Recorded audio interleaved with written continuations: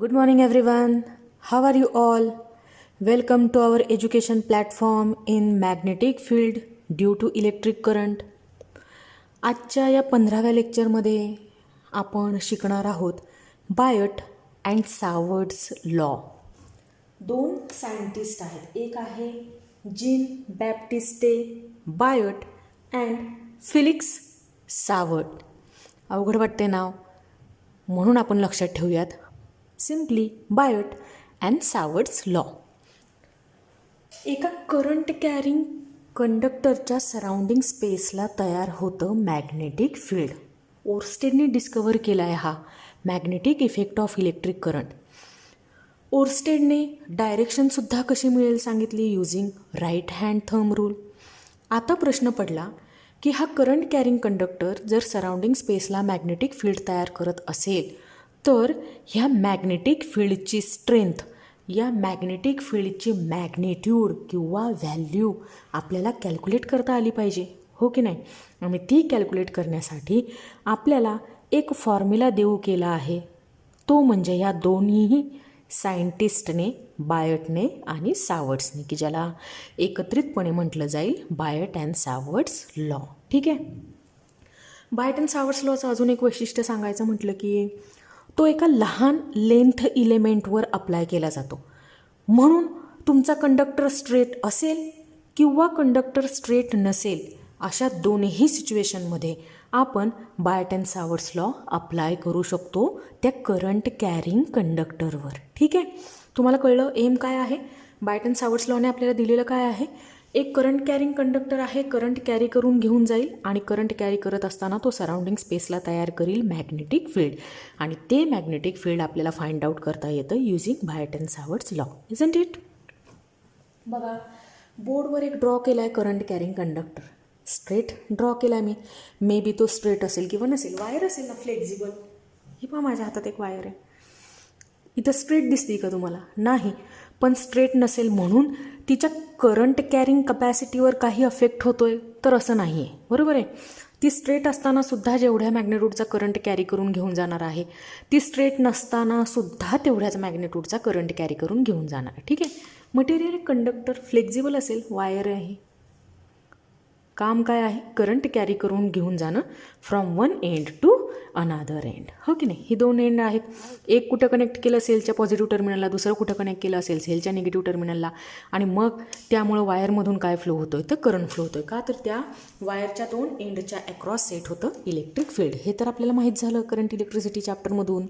बघा, मी असं म्हणते की हे तर आता तुम्हाला सांगायला नको. बघा, करंट फ्लो कसा दिसतो आहे अपवर्ड डिरेक्शनने. म्हणजे कंडक्टरचं हे एंड कनेक्ट केलं असेल आपण सेलच्या पॉझिटिव्ह टर्मिनलला, कंडक्टरचं हे एंड कनेक्ट केलं असेल आपण सेलच्या निगेटिव्ह टर्मिनलला, हे पॉझिटिव्ह टर्मिनल, हे निगेटिव्ह टर्मिनल.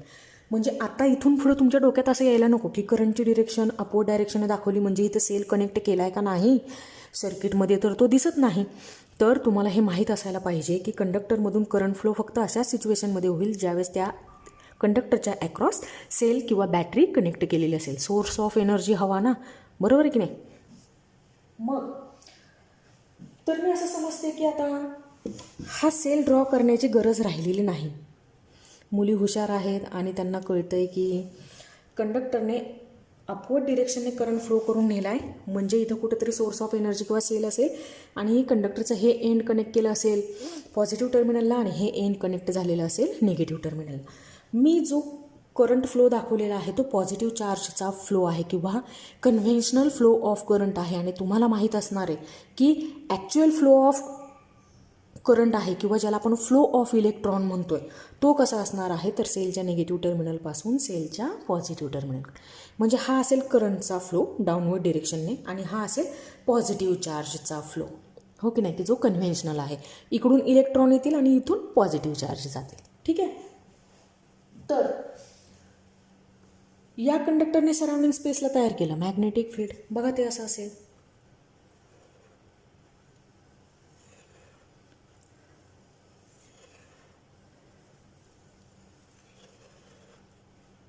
हो की नाही. राईट हँड थंब रूल काय सांगतो आपल्याला? बघा, हा करंट कॅरिंग कंडक्टर मी माझ्या उजव्या हातात पकडेल आणि थंब काय करेल ते स्ट्रेच करेल. कसा? In the direction of current. Conventional flow of current consider करायचा. कन्व्हेन्शनल फ्लो ऑफ करंट कुठल्या दिशेने घेऊन चालला आहे तर अपवर्ड डिरेक्शनने. मग मी तो कंडक्टरसुद्धा असाच हेल्ड करेल. कुठे गेली आपली वायर, हे पहा करंट कॅरिंग वायर आहे, अपवर्ड डिरेक्शनने करंट घेऊन जाते. म्हणजे मी थंब कसा स्ट्रेच करेल तर असा स्ट्रेच करेल. आणि ह्या ज्या कर्ड फिंगर्स आहेत काय रिप्रेझेंट करतील तर डिरेक्शन ऑफ मॅग्नेटिक फील्ड. म्हणजे आता तुमच्या लक्षात आले का की हे मॅग्नेटिक फील्ड कसं जाते, आतमधल्या बाजूला जाते आणि इथून ते बाहेर येते, हो की नाही. म्हणजे हे जे मॅग्नेटिक फील्ड आहे त्या कंडक्टरच्या भोवती कसं आहे, अँटी क्लॉकवाईज सेन्सने आहे. बघा हा कंडक्टर आहे, करंट कॅरी करतो आहे अपवर्ड डिरेक्शनने. तुम्ही हातामध्ये पकडला आहे उजव्या हातामध्ये, मग हे असं आहे मॅग्नेटिक फील्ड, हे असं आहे, हो की नाही. म्हणजे ही डिरेक्शन कशी आहे तर अँटी क्लॉकवाईज डिरेक्शन आहे. म्हणजे आत्ता मी जर असं म्हणत असेल की इथं एखादा पॉईंट आपण कन्सिडर करूयात आणि मॅग्नेटिक फील्डची डिरेक्शन कशी असेल तर तुम्ही अगदी राईट हँड थंब रूलने सहज सांगू शकताय की ते मॅग्नेटिक फील्ड हे असं असेल. या पॉईंटला कन्सिडर केलं तरी तुम्हाला सांगणं सोपं आहे. मॅग्नेटिक फील्ड कसं असेल तर हे असं असेल. या पॉईंटला मॅग्नेटिक फील्ड कसं असणार आहे तर असं असणार आहे, हो की नाही. या पॉईंटला बघितलं तर ते असं असेल. इथं बघितलं तर बघा ते कसं आहे, असं आहे. इथं बघितलं तर ते इकडे जाणार आहे. म्हणजे ही झाली मॅग्नेटिक फील्डची डिरेक्शन की जी मला कोणी दिलेली, राईट हँड थंब रूलने दिली. हे तर कळतं तुम्हाला. बघा आता आपल्याला करायचं काय, आपण म्हणतो काय की एक करंट कॅरी करणारा कंडक्टर सराउंडिंग स्पेसला मॅग्नेटिक फील्ड तयार करतोय. मग जर मॅग्नेटिक फील्ड तयार करतोय तर याचा अर्थ मी इथं कुठेही एक पॉईंट घेईल, इथं घेईल, इथं घेईल, इथे असेल तो पॉईंट, इथं असेल, कुठेही इथं इथं इथं इथं इथं. पण तो पॉईंट ह्या मॅग्नेटिक फील्डमध्ये जर मी कन्सिडर करत असेल, इथं सपोज मी एक पॉईंट घेतला पी, तर ह्या पी पॉईंटपाशी मला मॅग्नेटिक फील्ड फाइंड आउट करता येतं using Biot and Savart's law. इथं ह्या पॉईंटच्या आजूबाजूला मॅग्नेटिक फील्ड असेलच की, आणि ती मॅग्नेटिक फील्डची व्हॅल्यू आपल्याला फक्त काय करायची आहे, फाइंड आउट करायची आहे. आणि जी फाइंड आउट करण्यासाठी आपल्याला मदत कोण करतोय तर बायट अँड सावर्ट्स लॉ. बघा इथं एक पी पॉईंट कन्सिडर केला, आपल्याला विचारलं की मॅग्नेटिक फील्डची डिरेक्शन कशी, तर मी लगेच दाखवेल कशी आहे तर इनवर्ड आहे. इथं पी पॉईंट कन्सिडर केला, मला विचारलं मॅग्नेटिक फील्डची डिरेक्शन कशी आहे तर मी लगेच अशी दाखवेल, ठीक आहे. म्हणजे डायरेक्शनचा प्रश्न तर सुटून गेला राईट हँड थंब रूलने. आता फक्त काय फाइंड आउट करायचं आहे, मॅग्नेट्यूड ऑफ मॅग्नेटिक इंडक्शन. इथंपर्यंत क्लिअर. बघा बरं बोर्डवर काय दिसतोय, एक करंट कॅरी करून येणारा कंडक्टर आहे, वायर आहे. बघा माझ्या हातामध्ये पण एक वायर आहे, हे पहा दिसते या वायरसारखी, करंट कॅरी करून घेऊन जाते. ही स्ट्रेट असती तरीसुद्धा तिने काय केलं असतं तर करंट कॅरी करून नेला असता. ही स्ट्रेट नाही आहे, अशाही सिच्युएशनमध्ये काय करणार आहे ही तर करंट कॅरी करून नेणार आहे, बरोबर आहे. येते का तुमच्या लक्षात. तर हीच वायर मी इथे ड्रॉ केली आहे असं समजा. बघा कोणत्या डिरेक्शनने करंट कॅरी करून घेऊन जाते, अपवर्ड डिरेक्शन. अपवर्ड डिरेक्शनने करंट कॅरी करत असताना तुम्हाला कळते की मॅग्नेटिक इंडक्शन कुठं तयार होत असतं तर आतमधल्या बाजूला, ठीक आहे. मग आता ह्या करंट कॅरिंग कंडक्टरने करंट कॅरी करत असताना जर सराउंडिंग स्पेसला मॅग्नेटिक फील्ड तयार केलेलं असेल तर आपल्याला ह्या पी पॉईंटपाशी काय मिळायला हवं, मॅग्नेटिक इंडक्शनची मॅग्निट्यूड मिळायला हवी, बरोबर आहे. तरच आपण म्हणू शकू ना की ह्या करंट कॅरिंग कंडक्टरने काय तयार केलं तर मॅग्नेटिक फील्ड तयार केलं. तुम्ही कशावरून म्हणताय की मॅग्नेटिक फील्ड तयार झालं, आपल्याला त्याची मॅग्निट्यूड फाइंड आउट करता आली पाहिजे. आणि ती मॅग्निट्यूड फाइंड आउट करण्यासाठीच आपल्याला बायट अँड सावर्ट्स लॉची गरज आहे, ठीक आहे. मग या पी पॉईंटपाशी तयार झालेलं मॅग्नेटिक इंडक्शन तुम्हाला कळलं की हे कसं आहे, या बोर्डच्या प्लेनला नॉर्मल आहे राईट हँड थंब रूलने. बघा मी कंडक्टर हातामध्ये पकडला होता आणि मॅग्नेटिक फील्ड कुठे चाललं होतं, आतमधल्या बाजूकडून बाहेरच्या बाजूला येत होतं, हो की नाही. म्हणजे ह्या पी पॉईंटपाशी तयार होणारं मॅग्नेटिक इंडक्शन हे कसं आहे तर इनवर्ड आहे आणि बोर्डला कसं आहे, परपॅन्डिक्युलर आहे, नॉर्मल आहे बोर्डच्या प्लेनला, म्हणजे आतमधल्या बाजूला जाणार आहे, असं आतमध्ये एंटर होणार आहे ते. तर डायरेक्शनसाठीचा प्रश्न मिटला. आता पुढं मॅग्नेट्यूड फाइंड आउट करण्यासाठी बघा मी मगाशी म्हटलं होतं की बायट अँड सावर्ट्स लॉ आपल्याला फक्त एका स्ट्रेट कंडक्टरलाच अप्लाय करता येईल असं काही नाही आहे. आपल्याला शेपलेस असलेला कंडक्टर आहे, आर्बिटरी शेपमध्ये असलेला कंडक्टर आहे, तर त्यालाही आपण बायट अँड सावर्ट्स लॉ अप्लाय करू शकतो. आणि त्याचं रिझन म्हणजे बायट अँड सावर्ट्स लॉ मुळातच अखंड कंडक्टरला अप्लाय केला जात नाही, तो कंडक्टरच्या लेंथ इलेमेंटला अप्लाय केला जातो. आता लेंथ इलेमेंट म्हणजे काय आहे तर एका करंट कॅरिंग वायरचा कन्सिडर केलेला एक अतिशय लहान इन्फानाईट सिमल असा पार्ट, म्हणजे बघा ही समजा अखंड वायर आहे, तर तिचा अगदी एवढासाच भाग मी कन्सिडर करते. म्हणजे हा तो छोटासा भाग काय म्हणून काम करेल, तर लेंथ इलेमेंट म्हणून काम करेल. मला काही जॉमेट्रिकल वर्क करावं लागतं आतमध्ये, म्हणून हा लेंथ इलेमेंट तुम्हाला एवढा मोठा दिसतोय. पण अगदी हा लेंथ इलेमेंट एका पॉईंटसारखा सुद्धा असू शकतो. मग पॉईंटसारख्या लेंथ इलेमेंटला मी एवढे सगळे अँगल लिहू शकले नसते ना, म्हणून तो लेंथ इलेमेंट मी काय केलेला आहे, वाढवलेला आहे, मोठा केलेला आहे. कळतंय तुम्हाला? कंडक्टरची या एंडपासून या एंडपर्यंतची जी लेंथ आहे तिला आपण कॅपिटल एल जर कन्सिडर करत असू, तर अगदी छोटासा भाग कंडक्टरचा, करंट कॅरिंग कंडक्टरचा एक अतिशय लहान भाग जो कन्सिडर केला जाईल त्याला आपण काय म्हणणार आहोत, लेंथ इलेमेंट म्हणणार आहोत. आपण केलं आहे काय सांगते, ह्या पी पॉईंटपासून मॅग्नेटिक इंडक्शन आपल्याला फाइंड आउट करायचं आहे का नाही. ह्या लेंथ इलेमेंटच्या सेंटरपासून या पी पॉईंटला मी काय करून टाकलं, कनेक्ट करून टाकलं. नाहीतर बघा या लेंथ इलेमेंटच्या अकॉर्डिंगली हा पी पॉईंट कुठं आहे मला लक्षात येणार नाही. कळते का? इथं आहे, इथं आहे, इथं आहे, इथं आहे, इथं आहे. म्हणजे ह्या पी पॉईंटची पोझिशन आपल्याला माहीत असणं गरजेची आहे. आणि ती पोझिशन देण्याचं काम कोण करतो, तर हा पोझिशन व्हेक्टर करतो, ज्याला आपल्याला रिप्रेझेंट करायचं आहे आर बारने. येतं का लक्षात? म्हणजे लेंथ इलेमेंटच्या सेंटरपासून पॉईंट पी पर्यंतचं जे डिस्टन्स आहे ते आहे आर आहे. पण तो आर आपल्यासाठी का महत्त्वाचा आहे, तर हा P point with respect to length element कुठं आहे त्याची पोझिशन हे सांगण्याची तो आपल्याला मदत करतो, हे सांगण्यासाठी तो आपल्याला मदत करतो. म्हणून तो इथं पोझिशन व्हेक्टर म्हणून काम करेल. कळलं आहे तुम्हाला? या आरचं महत्त्व कळलं आहे तुम्हाला? ठीक आहे. तर इथं बघा या लेंथ इलेमेंटपासून या पी पॉईंटपर्यंत, लेंथ इलेमेंटपासून ह्या पी पॉईंटपर्यंत जो अँगल तयार झालेला आहे त्याला आपण रिप्रेझेंट करतोय थीटाने. या अखंड अँगलबद्दल बोललं तर ह्या अखंड अँगलबद्दल तर तुमच्या लक्षात येते की तो 180 डिग्री आहे. बघा इथून स्टार्ट होईल आणि इथं एंड होईल, म्हणजे किती डिग्रीचा अँगल झाला, 180 डिग्रीचा अँगल झाला. त्यातून हा थिटा तुम्ही बाजूला काढताय, म्हणजे उरलेला जो अँगल आहे तो काय असणार आहे, तर 180 डिग्री मायनस थिटा. म्हणजे लेंथ इलेमेंटपासून पॉईंट पी पर्यंतचं वरचं जर अँगल बघितला तर तो असेल 180 मायनस थिटा. आणि या लेंथ इलेमेंटपासून ह्या पॉईंट पी पर्यंतचा खालच्या बाजूचा अँगल बघितला तर तो काय असेल, थिटा. बरं, तुम्ही म्हणाल की आता कुठं काय कॅल्क्युलेशन करायचं असेल, त्याच्यामध्ये काय वापरायचा, 180 डिग्री मायनस थिटा वापरायचा का थिटा वापरायचा? आपण दोघांपैकी एक वापरू शकतो. याचं कारण बघा की ज्यावेळेस मी असं लिहील साईन 180 मायनस थिटा, त्यावेळेस हा फॉर्म्युला तुम्हाला काय देणार आहे, तर साईन थिटा. ठीक आहे. म्हणजे जिथं जिथं मला ह्या थिटाचा सायनोसॉइडल अँगल बघावा लागतो, साईन थिटा बघावा लागतो, तो साईन थिटा म्हणजेच काय असतो, तर साईन 180 डिग्री मायनस थिटा असतो. म्हणजे तुम्ही वरच्या अँगलचा 180 डिग्री मायनस थिटाचा साईन पाहिलात काय, किंवा तुम्ही ह्या नुसत्या थिटाचा साईन पाहिलात काय, इक्वेशनमध्ये काही एक चेंज होत नाही. ठीक आहे. डायग्राम कळली तुम्हाला? हा करंट कॅरिंग कंडक्टर आहे, अपवर्ड डिरेक्शनने करंट कॅरी करतोय. अखंड कंडक्टरने पी या पॉईंटपाशी तयार केलेलं मॅग्नेटिक इंडक्शन आपण फाइंड आउट करू शकत नाही युझिंग बायटन-सावर्ट्स लॉ.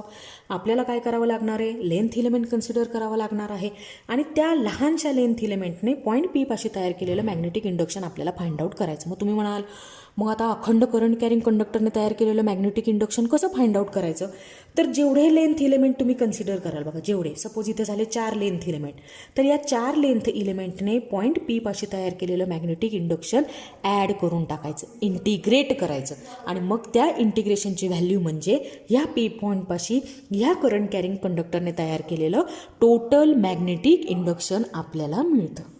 कळतंय?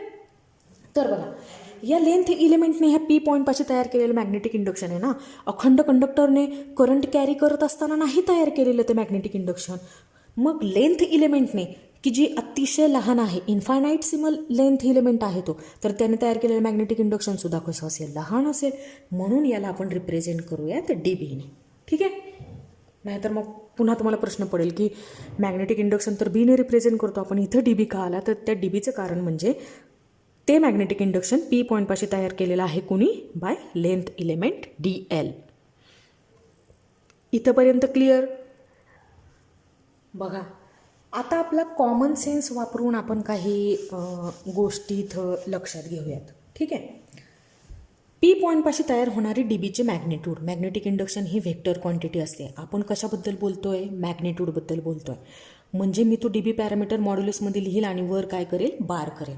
आणि तुम्हाला असं आवडत नसेल तर तुम्ही मॅग्निट्यूडच्या फॉर्ममध्ये फक्त डीबी असं लिहू शकता. ठीक आहे.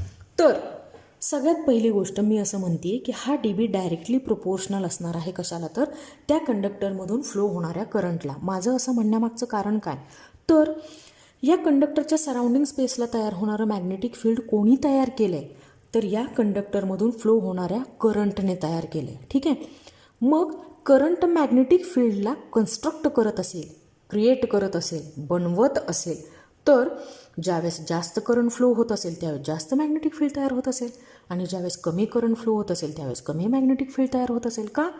तर या मॅग्नेटिक इंडक्शनला बनवतं आहे कोण? तर करंट बनवतं. म्हणजे करंटच्या मॅग्नेट्यूडवर सराउंडिंग स्पेसला तयार होणाऱ्या मॅग्नेटिक इंडक्शनची डायरेक्शन डिपेंड करत असेल. बरोबर आहे. म्हणून मी लिहिलं D B directly proportional to I. आता बघा, मी असंही लिहिणार आहे D B directly proportional to D L. असं लिहिण्यामागचं कारण काय? बघा, आता हा लेंथ एलिमेंट आपण एवढा कन्सिडर केला असता. सपोज आपण अजून मोठा लेंथ एलिमेंट कन्सिडर केला असता तर तेवढ्या लेंथमधून फ्लो होणाऱ्या इलेक्ट्रॉनची संख्या वाढली असती. बरोबर की नाही? फ्लो ऑफ इलेक्ट्रॉन वाढला असता. फ्लो ऑफ इलेक्ट्रॉन वाढला म्हणजे काय वाढतोय? तर करंटची मॅग्निट्यूड पुन्हा वाढते आणि करंटची मॅग्निट्यूड वाढली की पी पॉईंटपाशी तयार होणारं मॅग्नेटिक इंडक्शन वाढतंय. That's why D B also directly proportional to length element. ठीक आहे. आणि आता अजूनही एक कॉमन सेन्सचीच गोष्ट आहे की बघा, या करंट कॅरिंग कंडक्टरने तयार केलेलं मॅग्नेटिक फील्ड, सपोज हा करंट कॅरिंग कंडक्टर आहे, त्याने त्याच्या सराउंडिंग स्पेसला आजूबाजूला मॅग्नेटिक फील्ड तयार केलं. तुम्ही जसा पॉईंट ह्या करंट कॅरिंग कंडक्टरपासून दूर दूर दूर नेत जाल, मॅग्नेटिक फील्ड तर इथंपर्यंतच आहे की जे मॅक्झिमम आहे, पण तुम्ही पॉईंट अजून पुढे शिफ्ट करत चालला तर अशा वेळेस जी मॅग्नेटिक फील्डची स्ट्रेंथ आहे ती काय होत जाणार आहे? कमी कमी होत जाणार आहे. बरोबर आहे का मी बोलते ते? म्हणजे तयार होणारं मॅग्नेटिक इंडक्शन हे डिस्टन्सला कसं असणार आहे? तर इन्व्हर्स प्रोपोर्शन असणार आहे. बघा, D B directly proportional to 1/r². मी इथं स्क्वेअर लिहून काय सांगायचा प्रयत्न करते? तर Biot Savart's law inverse square law follow करतो. कळतंय का? म्हणजे याचा अर्थ असा, इथं लेंथ एलिमेंटच्या सेंटरपासून पॉईंट पी पर्यंतचं डिस्टन्स आपण पोझिशन वेक्टर आरने रिप्रेझेंट करतोय ना. इथं आपण मॅग्नेट्यूड लिहितोय ना, म्हणून फक्त आरचा विचार करते मी. सपोज हे असेल 2, तर 2चा होईल इथं स्क्वेअर. याचा अर्थ जेवढं काही मॅग्नेटिक इंडक्शन पॉईंट पीला तयार होणार आहे ते, हे सपोज टोटल मॅग्नेटिक इंडक्शन असेल. डायग्राम काढून दाखवा कुणी सांगितलं तर मी काढलं. हे मॅग्नेटिक इंडक्शन असं, पण तुमचा पॉईंट काय झाला तर r² आहे. अशा सिच्युएशनमध्ये तयार होणारं मॅग्नेटिक इंडक्शन हे किती असेल? 4 पटींनी कमी असेल. 1 2 3 4 टाइम्स काय असणार आहे? ते कमी असणार आहे आर इतक्या डिस्टन्सवरती.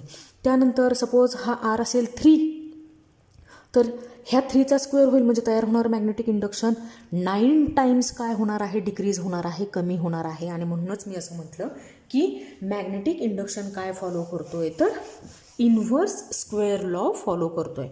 आता अजून एक पॅरामीटर असा आहे की ज्यावर हे मॅग्नेटिक इंडक्शन डायरेक्टली प्रोपोर्शनल आहे आणि तो म्हणजे काय आहे? तर हा साइन थीटा आहे. बघा, D B directly proportional to sine theta.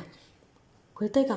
म्हणजे या पी पॉईंटला तो इथं आहे, इथं आहे, इथं आहे, इथं आहे, इथं आहे, हेच जर मला कळलं नाही तर मी हा अँगल डिफाईन करू शकते का? मी हा अँगल बाहेर काढू शकते का? नाही. आणि तो पी पॉईंट कुठं आहे with respect to length element D L हे दाखवण्याचं काम कोण करतो? तर हा पोझिशन वेक्टर करतो. कळतंय? आता एवढं सगळं मला कळालेलं आहे की मॅग्नेटिक इंडक्शन डायरेक्टली प्रोपोर्शनल असणार आहे इथं असलेल्या अँगलला. कोणाला? तर थीटाला, की ज्याचा मला काय घ्यायचं आहे? साइन थीटा घ्यायचा आहे. तुम्ही म्हणाल मॅडम आपण वरचा अँगल कन्सिडर करूयात 180 डिग्री मायनस थीटा, तरीसुद्धा आपल्याला चालणार आहे. तुम्ही साइन 180 मायनस थीटा लिहिला तरी तो काय होऊन जाणार आहे? साइन थीटा होऊन जाणार आहे. बरोबर आहे का? मग आता ह्या सगळ्याचं एकत्रीकरण आपण करूयात आणि आपला फॉर्म्युला असा तयार होईल, D B directly proportional to. I directly proportional होता, DL डायरेक्टली प्रोपोर्शनल होता, साईन थिटासुद्धा डायरेक्टली प्रोपोर्शनल होता. एकत्रित लिहून टाकले आणि डिवाइड बाय काय असेल तर R² असेल. ठीक आहे. ह्या डायरेक्टली प्रोपोर्शनल साईनने फक्त रिलेशन मिळतं between left hand side and right hand side, की there is relation between DB and I, there is relation between DB and DL, एवढंच कळतं फक्त. पण आपल्याला DBची व्हॅल्यू कॅल्क्युलेट करायची आहे, त्यासाठी आपल्याला इथं हे डायरेक्टली प्रोपोर्शनल साईन रिप्लेस करावं लागेल एका इक्वल टू साईनने आणि एका प्रोपोर्शनॅलिटी कॉन्स्टंटने. बाकीचं सगळं as it is. DB is equal to K into I DL sine theta upon R². हा आहे प्रोपोर्शनॅलिटी कॉन्स्टंट, की ज्याची व्हॅल्यू असणार आहे μ0 अपॉन 4π. ठीक आहे. μ0ला आपण काय म्हणतोय? Permeability of free space. बघा, परमिएबिलिटी ऑफ फ्री स्पेस म्हणजे ह्या करंट कॅरिंग कंडक्टरच्या आजूबाजूला काय आहे तर फ्री स्पेस आहे. म्हणून मी ह्या μ0ला काय म्हणते तर परमिएबिलिटी ऑफ फ्री स्पेस म्हणते. डिवाइड बाय काय आहे 4π आणि ह्या कॉन्स्टंटची व्हॅल्यू असते μ0 अपॉन 4π इज इक्वल टू 10⁻⁷. ठीक आहे. तुम्हाला ह्याचं युनिट मी फाइंड आउट करून दाखवते. 4π काय आहे तो कॉन्स्टंट आहे. 4ची व्हॅल्यू 4, ना 4 से कम ना 4 से ज़्यादा. पायची व्हॅल्यू किती आहे 3.14, कॉन्स्टंट राहील. नंबर्स आहेत, डिजिट्स आहेत, यांना असणार आहे का युनिट? नाही. म्हणजे युनिट फक्त कुणाला आहे तर μ0ला आहे. आता आपण फाइंड आउट करूयात μ0ची मॅग्निट्यूड. बघा, हा 4π कुठं आला आहे? डिनॉमिनेटरमध्ये आला आहे. म्हणजे μ0ची मॅग्निट्यूड फाइंड आउट करत असताना मला ह्या 4πला शिफ्ट करावं लागेल कुठं? Towards right hand side. Therefore μ0 is equal to 4π multiplied by 10⁻⁷.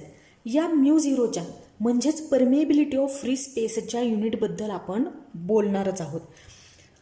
He μ0 upon 4π हा जो कॉन्स्टंट आहे तो कॉन्स्टंट इथं सबस्टिट्यूट करायचा आपल्याला. आणि हा कॉन्स्टंट इथं या बायट अँड सावर्ट्स लॉमध्ये सबस्टिट्यूट झाल्यानंतर आपण काय फाइंड आउट करू शकतो? ह्या μ0साठीचं SI युनिट. ही तर काय झाली? मॅग्निट्यूड झाली. हा तुम्ही 4 मल्टिप्लाइड बाय 3.14 मल्टिप्लाइड बाय 10⁻⁷ ज्यावेळेस सॉल्व कराल त्यावेळेस आपलं उत्तर येतं μ0 नियरली इक्वल टू, की जी व्हॅल्यू तुम्ही कॅल्क्युलेशनमध्ये वापरू शकाल ती आहे 1.26 मल्टिप्लाइड बाय 10⁻⁶. ठीक आहे. हे आपण कशाबद्दल बोललो आहे तर मॅग्निट्यूडबद्दल बोललो आहे. आता आपण बोलूयात ह्या μ0च्या SI युनिटबद्दल. ठीक आहे. बघा मी कसं ऑब्टेन करते ते. बघा बरं, तो प्रोपोर्शनॅलिटी कॉन्स्टंट K, त्याची व्हॅल्यू मी तुम्हाला सांगितली μ0 अपॉन 4π. तो कॉन्स्टंट इथं ठेवलेला असताना DB equals to μ0 upon 4π I DL sine theta upon R². हा काय आहे तर बायट अँड सावर्ट्स लॉ आहे.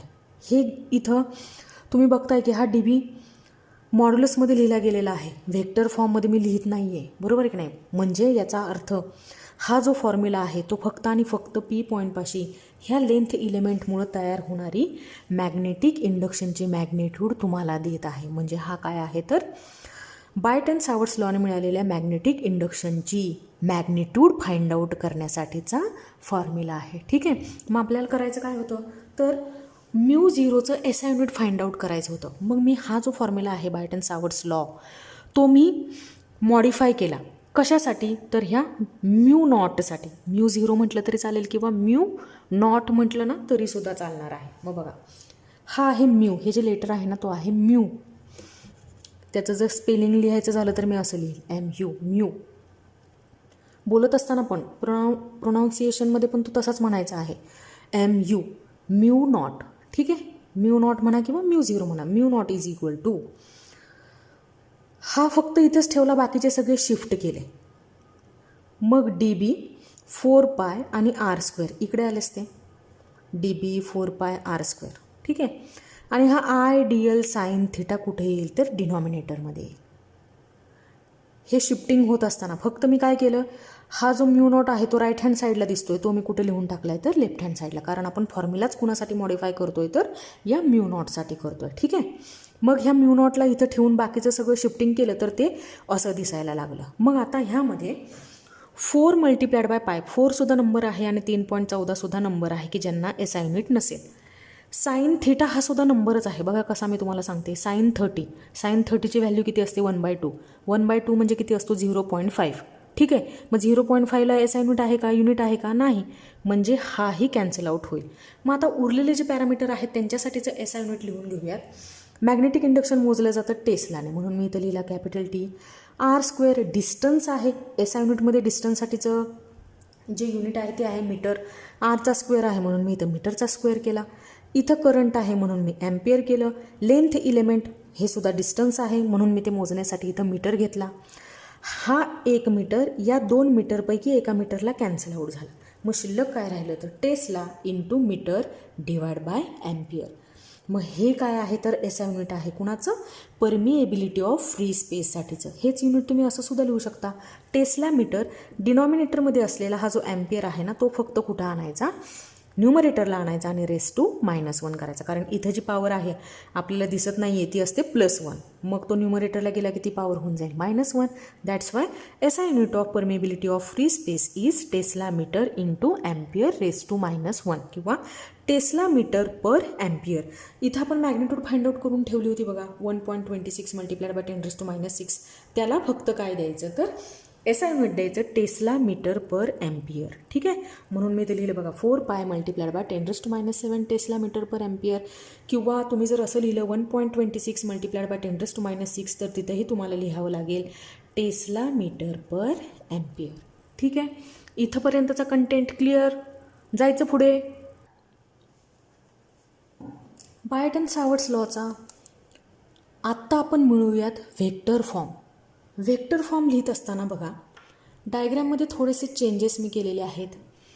तुमच्या टेक्स्टबुकच्या अकॉर्डिंगली लेंथ इलेमेंट आणि हा जो P पॉईंट, लेंथ इलेमेंटच्या सेंटरपासून पॉईंट Pला जोडणारं जे डिस्टन्स आहे यांच्यामधला जो अँगल आहे तो अँगल आहे थिटा. तुम्हाला मी मगाशी सुद्धा म्हटलं की हा 180 - थिटा असेल आणि हा खालचा अँगल थिटा असेल, तर तुम्ही वरचा अँगल घेतला तरीसुद्धा काही फरक पडत नाही आणि खालचा अँगल घेत असाल तरीसुद्धा फरक पडणार नाही, कारण sine theta is equal to sine 180 - theta असेल. ठीक आहे. मग हा थिटा झाला तर खालचा अँगल काय होणार आहे 180 - थिटा होणार आहे. बरोबर आहे. 180मधून हा जर थिटा असेल तर हा खालच्या बाजूचा काय असेल 180 - थिटा आणि 180 - थिटा अगेन काय असेल साईन थिटा. हो की नाही. मग आत्ता ह्या वरच्या अँगलला मी थिटा कन्सिडर करते आणि मला दाखवायचं आहे काय, हे सगळं करायचं कशासाठी तर आपल्याला मॅग्नेटिक इंडक्शनची जशी मॅग्निट्यूड मिळालेली आहे तशीच काय मिळवायची आहे तर डायरेक्शनसुद्धा मिळवायची आहे. मग मी बघा की जे मिळालेलं मॅग्नेटिक इंडक्शन आहे ते व्हेक्टर फॉर्ममध्ये लिहिते, कारण मला माहीत आहे की मॅग्नेटिक इंडक्शन ही एक व्हेक्टर क्वांटिटी आहे. जशी तिला मॅग्निट्यूड असणार आहे तशीच तिला डायरेक्शनसुद्धा असणार आहे. ठीक आहे. मग मी इथे लिहिलं dp bar equals to μ0/4 pi IDL sine theta upon R². ही एवढी तर मॅग्निट्यूड होती. बरोबर आहे. आणि इथं मी लिहिला, इथं इंट्रोड्यूस केला मी एक युनिट व्हेक्टर, आणि आपल्याला माहीत आहे की युनिट व्हेक्टर कुणाच्या डिरेक्शनने जात असतो तर त्याच्या ओरिजिनल व्हेक्टरच्या डिरेक्शनने जात असतो. म्हणजे जी युनिट व्हेक्टरची डिरेक्शन असेल तीच कुणाची डिरेक्शन असणार आहे मॅग्नेटिक इंडक्शनसाठीची डिरेक्शन असणार आहे. ठीक आहे. आता इथं आपल्याला एक करंट इलेमेंट कन्सिडर करायचा आहे. बघा ह्या लेंथ इलेमेंटमधून सुद्धा करंट फ्लो होतो आहे. बरोबर आहे ना. मग तो करंट आहे I. बरं, या लेंथ इलेमेंटमधून फ्लो होणारा जो करंट आहे त्या करंटला आणि लेंथ इलेमेंटला मी जर मल्टिप्लाय केलं तर हा तयार होणारा इलेमेंट असेल करंट इलेमेंट. कळतंय का. लेंथ इलेमेंट DL आणि करंट यांचा प्रोडक्ट ज्यावेळेस मी घेते आहे त्यावेळेस तो in the direction of current जाणार आहे. कळते का. म्हणजे जशी लेंथ असेल त्याच लेंथने काय होणार आहे तर करंट फ्लो होणार आहे. लेंथ बदलली तर करंटसुद्धा काय होणार आहे बदलून जाणार आहे. म्हणजे करंट इंटू लेंथ इलेमेंट याला एकत्रितपणे तुम्ही काय म्हणायचं तर करंट इलेमेंट. आणि हा करंट इलेमेंट कुणाच्या डिरेक्शनने असतो तर in the direction of current flows through in current carrying conductor. Current carry करणाऱ्या कंडक्टरमधून जो करंट फ्लो होतो, करंटची डिरेक्शन आहे तीच कुणाची डिरेक्शन असणार आहे, या करंट इलेमेंटची असणार आहे. आणि करंट इलेमेंट म्हणजेच काय आहे तर आय डॉट डी एल. तुम्ही एकत्रितपणे पण बार लिहू शकला असता, आय डॉट डी एल बार, पण काही गरज पडत नाही. करंट असाच लिहायचा आणि फक्त डी एलवरती काय करायचा, बार लिहायचा. ठीक आहे. आणि हा असेल करंट इलेमेंट. आता या करंट इलेमेंटसोबत मी क्रॉस प्रॉडक्ट घेते आहे. कुणाचा तर ह्या पोझिशन व्हेक्टरचा, की जो कुठं दिसतोय, इथं दिसतोय, की ते ॲक्च्युली आहे काय तर लेंथ इलेमेंटच्या सेंटरपासून पॉईंट पी पर्यंतचं डिस्टन्स आहे. मॅग्निट्यूड फाइंड आउट करत असताना मी ते डिस्टन्सच कन्सिडर करत होते, पण या डिस्टन्सने काम काय केलं आहे तर ह्या पी पॉईंटची पोझिशन रिप्रेझेंट करण्याचं with respect to length element D L. कळतं आहे का? म्हणजे पॉईंट पी इथं असेल तर हा लेंथ इलेमेंटपासून पॉईंट पी मी असं जोडणार आहे की ज्यामुळं मला कळेल की पॉईंट पी कुठं आहे तर इथं आहे. वर असेल पॉईंट पी तर मी ह्या लेंथ इलेमेंटपासून पॉईंट पीपर्यंतचं डिस्टन्स मोजणार आहे.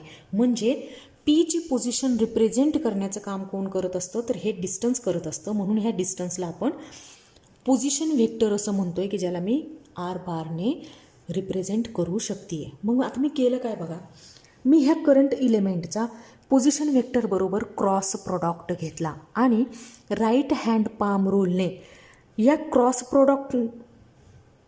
प्रॉडक्टचा जो रिझल्टंट आहे, की जो मॅग्नेटिक इंडक्शन आहे त्याची डायरेक्शन कुठं आहे ते फाइंड आउट करण्याचा प्रयत्न केला. मग बघा, राईट हँड पाम रूल काय सांगतो तुम्हाला तर हा जो पहिला व्हेक्टर आहे त्या पहिल्या व्हेक्टरकडून दुसऱ्या व्हेक्टरकडं उजव्या हाताची बोटं काय करायची, टर्न करायची. ठीक आहे. मग मी करते.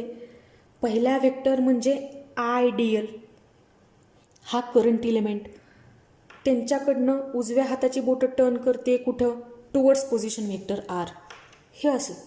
मग अंगठा कुठल्या बाजूला जातोय बघा, खालच्या बाजूला जातोय का? हे बघा, असं करत असताना अंगठा खालच्या दिशेने जात होता. म्हणजे I dot D L bar cross R bar यांचा जो क्रॉस प्रॉडक्ट आहे, की ज्यातून मला मॅग्नेटिक इंडक्शन मिळते, त्या मॅग्नेटिक इंडक्शनची डायरेक्शन कशी आहे तर perpendicular to the plane of board आणि इनवर्ड डिरेक्शन. म्हणजे ती नॉर्मली कशी आहे तर इनवर्ड आहे. बघा, हे मॅग्नेटिक इंडक्शन कसं आहे तर नॉर्मली इनवर्ड आहे, आतमधल्या बाजूला जाणार आहे. म्हणजे या युनिट व्हेक्टरने सुद्धा मला मॅग्नेटिक इंडक्शनची डायरेक्शन देण्याचंच काम केलं. I dot D L bar हा current element cross R bar हा जो पोझिशन व्हेक्टर आहे, या दोन व्हेक्टरच्या क्रॉस प्रॉडक्टने सुद्धा मला ह्या पी पॉईंटपाशी तयार झालेलं मॅग्नेटिक इंडक्शन देण्याचंच काम केलं. कळते का तुम्हाला? हा एन कॅप म्हणजे पोझिशन व्हेक्टर मॅग्नेटिक इंडक्शनच्या डिरेक्शनने होता. हा जो क्रॉस प्रॉडक्ट आहे, मी right hand palm rule apply केला तर मला मॅग्नेटिक इंडक्शन कुठे मिळते तर इनवर्ड डिरेक्शनने मिळते. म्हणजे direction of I dot D L bar cross R bar हीच डिरेक्शन कुणाची आहे तर direction of N cap means unit व्हेक्टरची डिरेक्शन आहे. आणि युनिट व्हेक्टर कुणाच्या डिरेक्शनने असतो तर मॅग्नेटिक फील्डच्या डिरेक्शनने असतो. कळते का? मग आता मी करेल काय तर हा युनिट व्हेक्टर आहे ना, त्याचे मॅग्नेट्यूड फाइंड आउट करण्याचं मी काम करते. त्याचे मॅग्नेट्यूड आपण लिहितो कशी तर बघा, हा असा लिहिला जातो vector N cap is equal to या युनिट व्हेक्टरचा व्हेक्टर फॉर्म मी वर लिहिल, डिवाइड बाय काय करेल तर याच युनिट व्हेक्टरचे मॅग्नेट्यूड. हे असं मॉड्युलसमध्ये व्हेक्टर लिहिला की त्याचे मॅग्नेट्यूड ना, की जिला तुम्ही नुसतं असं एनने सुद्धा लिहू शकला असता, मी तिला मॉड्युलसमध्ये लिहिलं. Therefore unit vector N cap is equal to N bar divide by modulus of N bar. मग मी आता करते काय, दोघांची डायरेक्शन काय आहे तर सेम आहे. म्हणजे हा युनिट व्हेक्टर म्हणजेच कोण आहे तर I dot D L bar cross R bar आहे. मग मी इथे सबस्टिट्यूट केला त्याचा vector form I dot D L bar cross R bar, का तर दोघांची डिरेक्शन कशी आहे सेम आहे. ठीक आहे. डिवाइड बाय आता जो मी व्हेक्टर फॉर्ममध्ये लिहिला मला त्याचीच काय करावी लागणार आहे, मॅग्नेट्यूड इथं खाली लिहावी लागणार आहे. करंटचे मॅग्नेट्यूड आय, लेंथ इलेमेंटचे magnitude D L, cross product आहे हा, या आरची मॅग्नेट्यूड आर, डी एल आणि आरचा आय डी एल आणि आरचा घेतलेला हा जो क्रॉस प्रोडक्ट आहे, की ज्याची मॅग्नेट्यूड लिहित असताना मी अशी लिहिल आय डी एल, हे दोघंजण एकत्रितपणे मॅग्नेट्यूड यांची I dot D L, R into R आणि हा काय असेल साइन ऑफ थिटा. कळलं तुम्हाला? ह्या दोन्हीही व्हेक्टर्सच्या मॅग्निट्यूड मी इथे लिहिल्या आयडियल आर आणि पुढं व्हेक्टर क्रॉस प्रॉडक्टमध्ये तुम्हाला माहिती आहे की अँगल जो घेतो आपण कन्सिडर करतो तो असतो साइन थिटा. ठीक आहे. मग ही मी व्हॅल्यू फाइंड आउट केली, ही मी मॅग्निट्यूड फाइंड आउट केली. कुणाची? तर युनिट व्हेक्टरची. हा असा लिहिला जातो युनिट व्हेक्टर. मग हा युनिट व्हेक्टर मी उचलला आणि बायटन सावर्ट्स लॉमध्ये सबस्टिट्यूट केला. इथं एन कॅपची जागा इथं आहे, युनिट व्हेक्टरची प्लेस इथं आहे. इथं मी ह्याची मॅग्निट्यूडची फाइंड आउट केली की काय आहे हा एन कॅप, तर तो मी इथे सबस्टिट्यूट केल्यानंतर बघा मला काय मिळतं. D B bar is equal to μ0.4 pi I D L sine theta upon R square. हे ॲज इट इज एन कॅपची व्हॅल्यू इथं सबस्टिट्यूट केली. I dot D L bar I D L bar cross R bar divide by I D L R sine theta.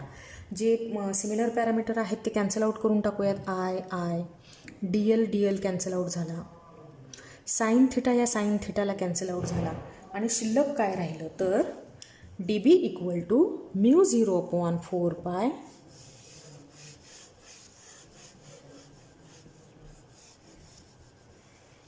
बघा शिल्लक काय राहिलं vector form लिहिण्यासाठी. D B equal to μ0.4 pi हा I हा D L bar cross R bar बरोबर आहे divide by हा इथं एक आर स्क्वेअर शिल्लक आहे आणि हा इथं एक आर शिल्लक आहे आणि मिळून काय तयार झाला आर क्यूब. ठीक आहे. म्हणजे ज्या वेळेस तुम्ही मॅग्निट्यूड लिहाल त्यावेळेस ती मॅग्निट्यूड असेल D B equal to μ0.4 pi I D L sine theta upon R square आणि ज्यावेळेस तुम्ही हाच बायटन सावर्ट्स लॉ व्हेक्टर फॉर्ममध्ये लिहाल त्यावेळेस तो असा असेल D B bar is equal to μ0.4 pi I D L bar cross R bar divide by R cube. तर अशी अपेक्षा करते की आज जेवढं काही शिकवण्याचा प्रयत्न केलेला आहे तुम्हाला समजलं असेल. लवकरच भेटूयात आपल्या नेक्स्ट व्हिडिओमध्ये. तोपर्यंत टेक केअर. बाय.